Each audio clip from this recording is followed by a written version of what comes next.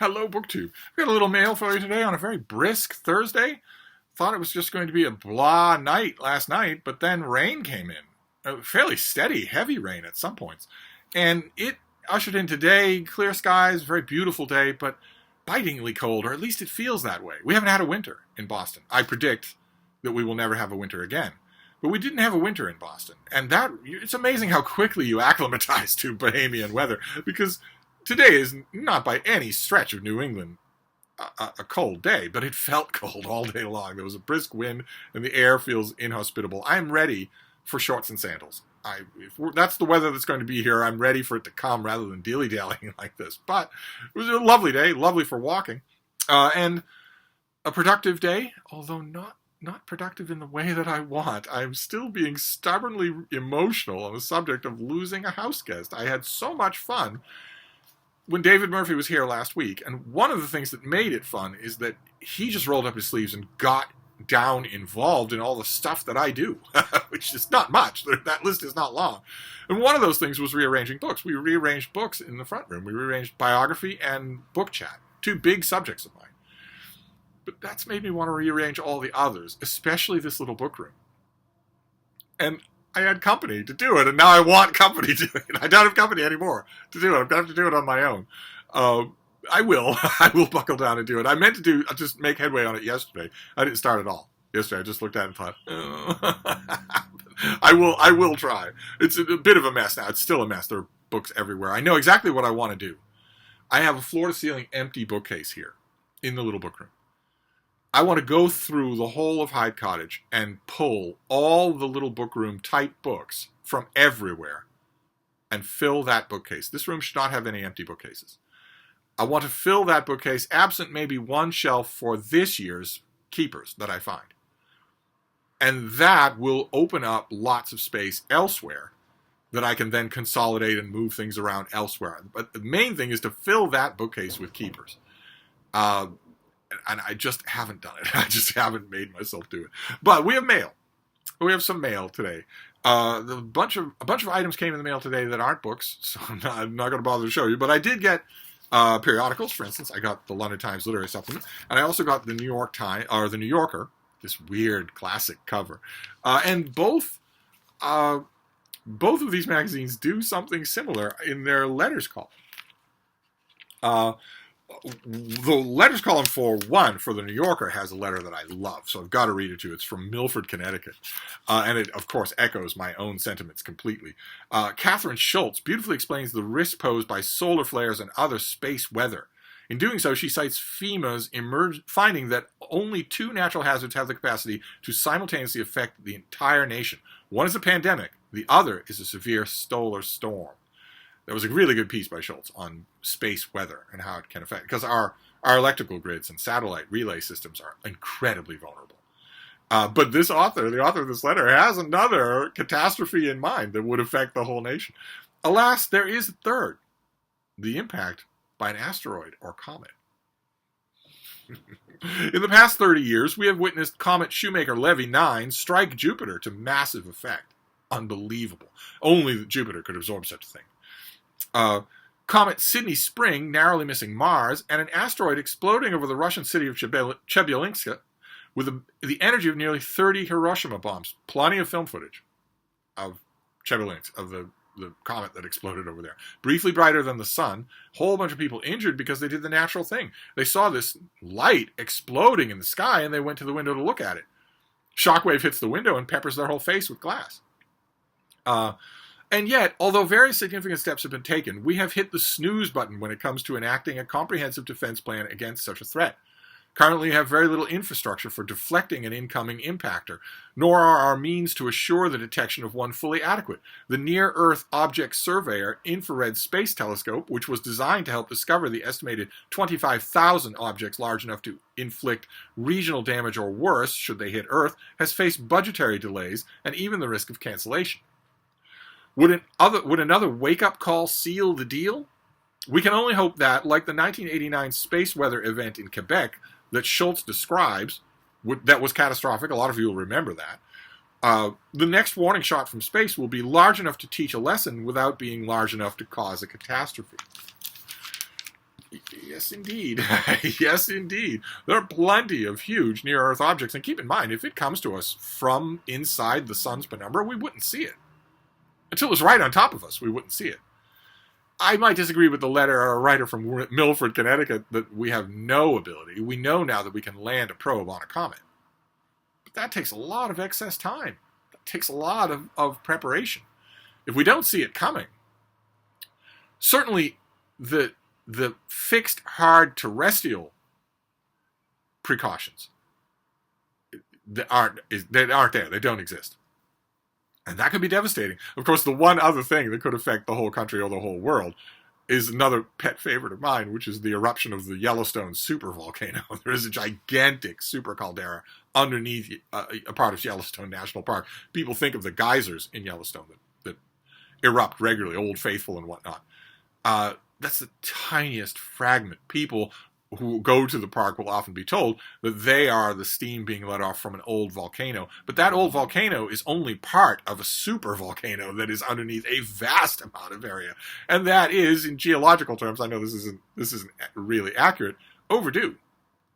If the Yellowstone super caldera erupted all at once, oh my. But then we have also the TLS, the Times Literary Supplement, which has a few interesting things in it. I want to read you first a couple of letters that do the same thing in the letters column.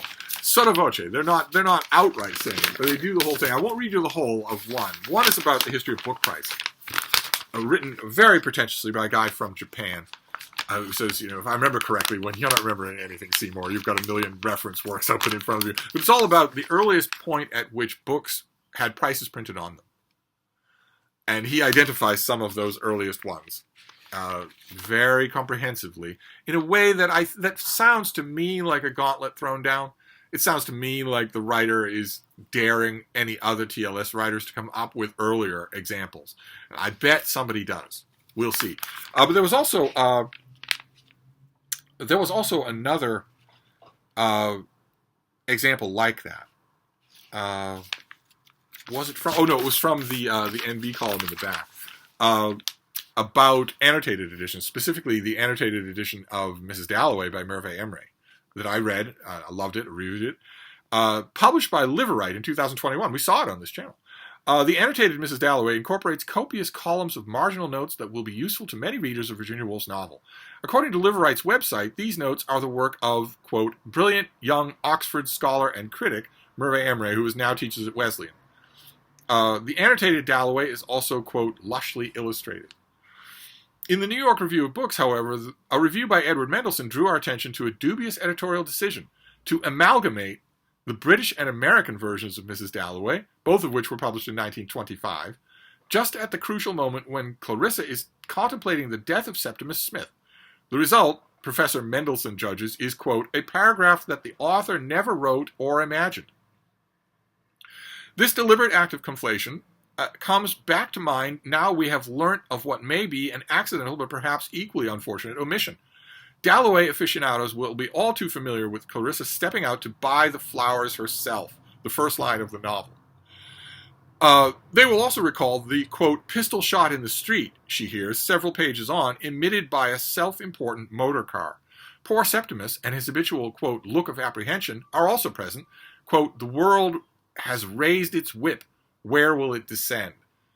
It's a tense moment. It's touching on Smith's shell shock.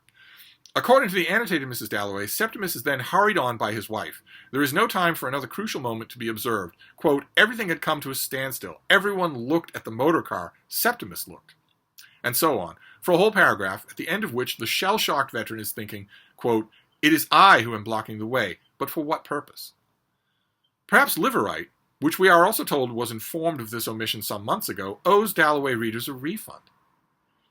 Either way, we are left wondering which other smart modern editions of significant works of literature we have blithely accepted as the real thing when they are really, here and there, not just questionable, but lacking some of the essentials.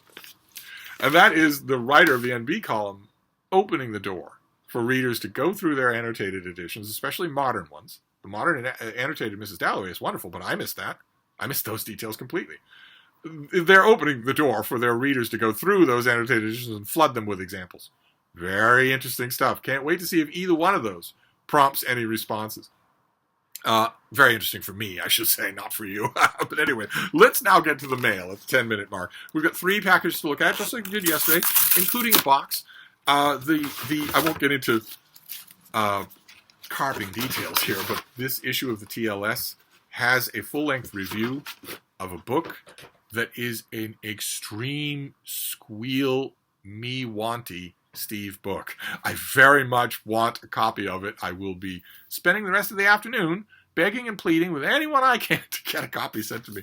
There's no reason for us to dwell on that now. Oh, great. Okay. All right. This first one is out already, I believe. April 2nd, so soon. This is A View from the Stars, the finished copy of a new collection of writings by Cixin Liu, the author of The Three-Body Problem. This book features a range of short works from the past 3 decades, putting his nonfiction essays and short stories side by side for the first time. This collection includes essays and interviews that shed light on his experiences as a reader, writer, and lover of science fiction throughout his life, as well as short fiction that gives glimpses into the evolution of his imaginative voice over the years. I don't know this author as well as a lot of you probably do. I could swear I remember there being a collected short stories.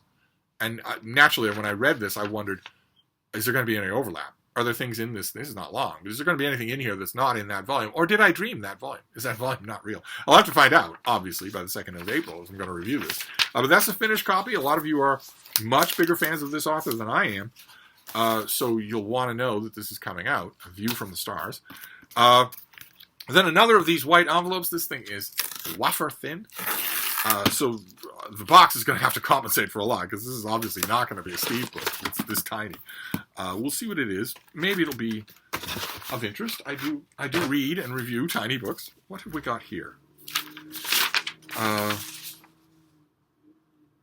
Okay, this is a May release. Will you be a hardcover? Yeah, it looks like it could be a hardcover. Okay. Okay, here, let's get all this junk out of the way. This is a May release from Farrar, Straus and Giroux. This is called An Encyclopedia of Gardening for Colored Children by Jamaica Kincaid, illustrated by Kara Walker. Jamaica Kincaid is not an author that I know really well. Is this a book of hers? I guess we'll find out. A unique collaboration from 2 of the United States' leading artists, the author Jamaica Kincaid and the visual artist Kara Walker. An Encyclopedia of Gardening for Colored Children brings readers on a journey through the colonial history of plants, exploring fruits, flowers, and other figures from our botanical world. Kincaid offers quicksilver texts for each entry, and Walker illustrates them with provocative, enthralling, multi-layered watercolors. A is for apple, B is for breadfruit, P is for protea, R is for rose. Readers across generations will be fascinated to encounter these characters from our gardens and produce aisles through the artist's vision. Of sugarcane, Kincaid writes that the plant is, quote, innocent of all the evil now associated with it. So is all the vegetation in this essential book, which Kincaid and Walker honor plant life with honesty as well as wit, offering an important look at how legacies of empire and slavery shape where and why we grow certain crops. There has never been a book like this, suitable for readers of all ages, but not all skin colors. Fairly obviously, right? But not all skin colors. From middle grade to adult, it is an inventive, surprising, and telling about the truth of human history manifest in our gardens. Okay. All right. Well, we take a look at the artwork. This is an example of artwork. Is that Ben Franklin? Got these kind of freewheeling artwork. The meditations on the plants by Jamaica Kincaid don't appear to be very long. What have we got in terms of text, I wonder? Let's take a look. While we've got this here. So there you've got just a plant for every letter of the alphabet. But what about an introduction of some kind? No, it goes straight to apple. And this is the artwork for apple. Shall we read the entry for apple and give you a sense of what you're getting? A is for apple, and they give the Linnaean classification, which is Malus domestica. A member of the rose family, famously thought to be the fruit of the serpent gave to Eve and Adam to eat. It had been the one thing they were forbidden to do, eat that fruit, and after they did, they fell in love with the world around them and understandably so, for they were in a garden. The fruit they ate could not have been the apple we know today, as that fruit is native to Central Asia. Most likely what Eve and Adam ate was a pomegranate. There is a legend that says there are as many seeds in a pomegranate as there are laws in the Torah, the Bible of the Jewish people, known to many others as the Old Testament. Okay, so that's Jamaica Kincaid's meditation on, her opening meditation on A is for apple. None of that was right. But I guess maybe there's an odd tone there. I don't know if this is maybe the pose here is that this is for children, but it's actually for adults. But it goes on. Oh my God, yeah, the A goes on. The A is for apple goes on for quite a bit more time, and also then shifts to A is for amaranth. Okay, I guess that would allow for why the book is so big. Oh, but B is for breadfruit, and it has only one entry. C is for cotton. D is for daffodil. All right, well, this looks fascinating. I don't know if I'm intended to read it. I don't know if I am. But a lot of you, especially those of you who are bigger Jamaica Kincaid fans than I am, I'm not an enemy. I'm not a detractor of Jamaica Kincaid. I've just not read much of her. But any of you who've read, for instance, and love Annie John, this is a new book. So that's going to be of interest right there. And then we get to the box, which is not very big and not very heavy. It is certainly not the thing that Steve is feeling for in that Times Literary Supplement. So let's see what it is. Okay, it's a finished copy of something. Get this out of here. What have we got? Oh, great. Oh, fantastic. All right, we've seen this already, but now I have the finished copy. Okay, fantastic. This is edited by Ben Mazer, and this is the collected poems of Delmore Schwarz. So now I have the finished copy. And this comes out in early April. This comes out in very little time. I have not touched the advanced copy. Terrible, terrible, terrible. Let's see here. With the publication of his first book, In Dreams Begin Responsibilities, Delmore Schwarz, like Byron, woke one morning to find himself famous. Wallace Stevens sent him a congratulatory note about the collection. T.S. Eliot wrote to him, quote, "I want to see more poetry from you." Delmore, and we're told here that Dwight MacDonald says, I never heard anybody call him Schwarz, was the first of that group of American poets who came to prominence after the innovation of Eliot and Pound. Though only a few years older than Robert Lowell and John Berryman, Delmore's wonderkind ascent made him the elder poet of the group. It was Delmore who most visibly attempted to integrate Marx and Freud into his poetry and to write nakedly autobiographical verse about his childhood. Okay, I don't have to refer to him as Delmore, do I? I mean, Dwight MacDonald said he never heard anybody refer to him as Schwarz, but he's dead now. He was the son of a Romanian Jew living in the outer boroughs who had given him his first name that he felt was incongruously waspish in relation to his last. He viewed the name as a curse, a constant reminder of what he believed to be the failure of his family's integration and the psychic fissures that failure caused. This experience was, to Delmore, the American experience, and it was on this foundation that much of his poetry was built. Some of us integrated just fine, thanks, Wojcik. Some of us integrated just fine. You know what happens if you integrate just fine? You get to the White House. But anyway, okay, well, you're telling me all about, what about this collection? At the time of his death, Delmore's papers were scattered. It was only through the work of Dwight MacDonald, who gathered and donated them to the Bernanke Library in Yale, that James Atlas, whose fantastic biography of Delmore is also available from FSG. I have that as a mass market somewhere. Really ought to ask them for a new edition. I don't think that mass market would hold up to a reread, because this is a fascinating life. Poetry aside, that biography is terrific. And now Ben Mazer, who has collected, collated, and restored them to their original versions, that these poems, including many never before published, are available to the general reader. This is a momentous occasion in American poetry.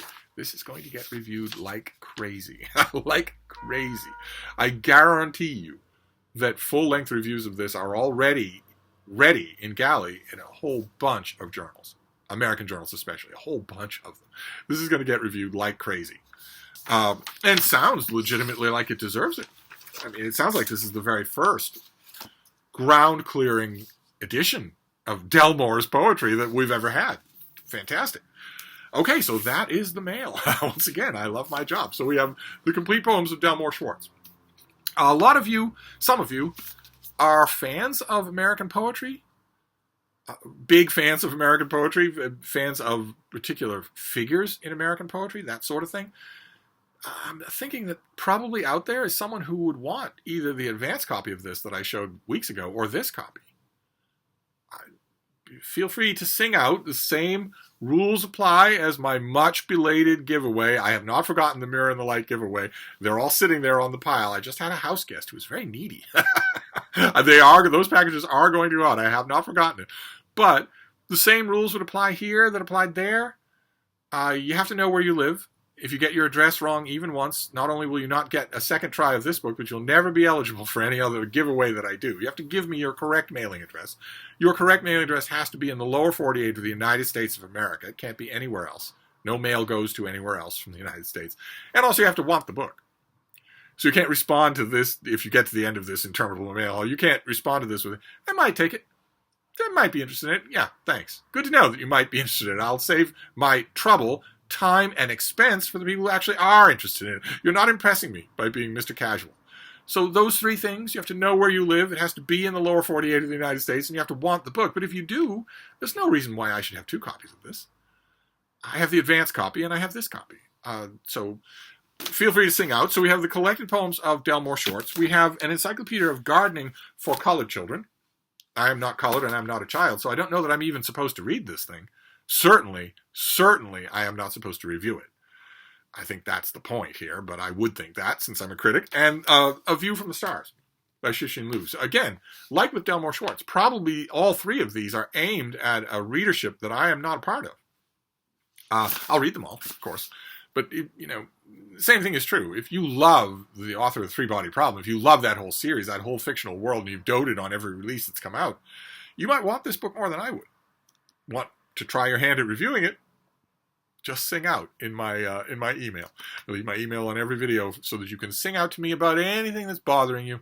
Bunions acting up? In-laws bothering you? Don't like the weather? Found some great books at your library book sale? Maybe you have a piece of tech you want to unload?